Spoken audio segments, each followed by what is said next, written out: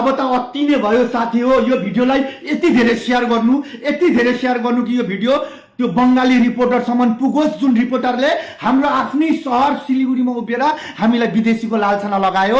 নেপালিরা এখানে আসছে, ও যারা নেপালি টাইপের মানুষ, কিন্তু তারা দেখা যাবে 100 বছর আগে 150 বছর আগে নেপাল থেকে আমাদের দেশে চলে এসেছেন।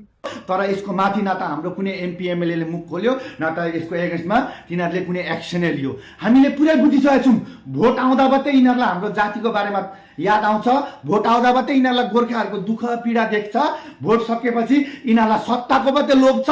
हाम्रो जातिलाई बाटोमा हिँड्ने कुकुरहरूले जे पनि भुकेर जाओस्, हाम्रो मुखमा मुतेर जाओस्, यिनीहरूले एक शब्द बोल्दैनन्। अब यो लडाइँ हामीलाई आफै लड्नुपर्छ। त्यसैले म यो जुन मेसेज त्यो बङ्गाली रिपोर्टरलाई दिनु गइरहेको छु, यो मेसेजलाई यति धेरै शेयर गर्नु कि त्यो बंगाली रिपोर्टरसम्म पुगोस्। मैं एक चीज कहना चाहता हूं उन सभी को, और स्पेशली तुम बंगाली रिपोर्टर को, जिस रिपोर्टर ने हमें विदेशी बोला ना, तुम्हें एक चीज कहना चाहता हूं, तुम्हें यदि इंडियन हिस्ट्री के बारे में नहीं पता है, तुम्हें यदि गोरखाओं का हिस्ट्री के बारे में नहीं पता है, तो भोसड़ी वाले थोड़ा पढ़ के आओ, थोड़ा इतिहास को जान के आओ, थोड़ा गूगल कर लो, रिसर्च कर लो, उसके बाद ये बकचोदी करना। जिस सिलीगुड़ी में खड़े होके तुम बोल रहे हो ना, यहाँ पर नेपाल से आया हुआ नेपाली जैसा दिखा हुआ जो आदमी यहाँ पर रहता है, ये किस तरीके का बात है? नेपाल से आया हुआ नेपाल से आया हुआ नेपाली जैसा दिखने वाला जो इंसान हमारे देश में 150-200 साल पहले घुस के बैठा हुआ है, ये किस तरीके का रिपोर्टिंग है? तुम जिस सिलीगुड़ी में खड़े होकर रिपोर्टिंग कर रहे हो ना, जो सिलीगुड़ी जंक्शन है, जिसको जंक्शन कहा जाता है ना, सिलीगुड़ी का हार्ट बीट, वहां पर भी देखना भानुभक्त चौक बोल के लिखा हुआ है। समझ में आता है भानुभक्त चौक किसका नाम है? यानी कि वहां पर कब से गोरखा जाति रह रहा है, तुम्हें कुछ आइडिया है? आज तुम लोग कुछ भी बोल देते हो। अरे तुम्हें यदि हम लोगों का हिस्ट्री के बारे में नहीं पता तो मैं बताना चाहता हूं।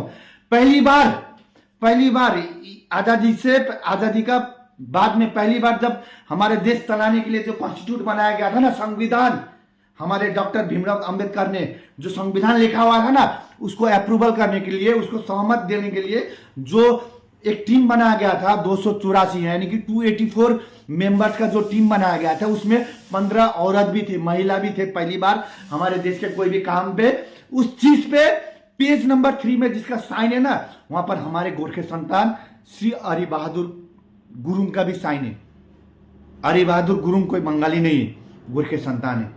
और बताना चाहता हूं, हमारे देश का पार्लियामेंट का सामने जो एक स्टैचू बना है ना, घोड़ा के ऊपर बैठा हुआ खुकुरी लेके, वो हमारा गोरखा जाति का शान शहीद दुर्गा मल्ला जी का स्टैचू है। यदि तुम लोगों को हमारा इतिहास के बारे में नहीं पता है ना, तो मत भूखा करो। हम लोग कल परसों बांग्लादेश से आया हुआ बंगाली नहीं है, हम लोग विदेशी नहीं है, हम लोग इसी देश का है। क्योंकि हम लोग तब से इस देश में है जब ये देश बना था, यानी कि मुगलों का टाइम से, उससे पहले हम लोगों का वंशज यहां पर रहता था। इसीलिए कह रहा हूं, हम गोरखा किसी भी जाति को अपमान नहीं करते। हमारे लिए बंगाली भी उतना ही प्यारा है, हमारे लिए बिहारी भी उतना ही प्यारा है, हमारे लिए हिंदू भी उतना ही प्यारा है, मुसलमान भी उतना ही प्यारा है, क्रिश्चियन भी उतना ही प्यारा है। हम लोगों के लिए आदिवासी जितना भी जाति है, हम लोग सबको सम्मान करते हैं। लेकिन हम लोगों को यदि कोई भी विदेशी का लालचना लगाता है, और तुम लोग यदि सोचते हो कि भाई ये लोग पश्चिम बंगाल के अंदर दार्जिलिंग पड़ता है, पश्चिम बंगाल के ऊपर अंदर ही डुआस पड़ता है, और वहां पर रहने वाला गोरखाओं को हम लोग कुछ भी बोल देंगे तो हम लोग कुछ भी नहीं कर सकेगा, तो तुम लोग गलत हो। हम लोग वो गोरखे संतान है जिसका नाम सुनने से बॉर्डर में रहने वाला दुश्मन पेड़ में पेशाब कर देता है। हम लोग वो गोरखा संतान है जिसको दुनिया के हर एक आर्मी फोर्स अपना आर्मी में ज्वाइन करना चाहता है। और तुम लोग यदि हमारा ही देश में, हमारा ही इलाका में रहकर तुम लोग हम लोगों को यदि डराने का कोशिश कर रहे हो, हम लोगों का अपमान करने की कोशिश कर रहे हो, जब गोरखा बोलना चालू करेगा ना, तो गोरखा मुंह से कम बात करता है। याद रखना, गोरखा मुंह से कम बात करता है। जब गोरखा बोलना चालू करेगा ना, तो पेड़ में पेशाब कर दोगे, भागने का जगह नहीं मिलेगा। मैं बता रहा हूं, हर उस इंसान को जो गोरखा को लेकर अनाप शनाप बकते हो ना, मैं एक चीज बोल देना चाहता हूं, हमारा एमपी एमएलए भले ही कुछ ना बोले, लेकिन हम लोग चुप रहने वाले नहीं है। इसलिए मैं कहना चाहता हूं, हम लोग किसी का भी बुरा नहीं कहते, हम लोग हर जाति को, हर धर्म को हम लोग रिस्पेक्ट करते हैं। लेकिन हम लोगों का जाति को जो अपमान करेगा ना, मैं बता देना चाहता हूं। जय हिंद, वंदे मातरम, भारत माता की जय, जय गोरखा।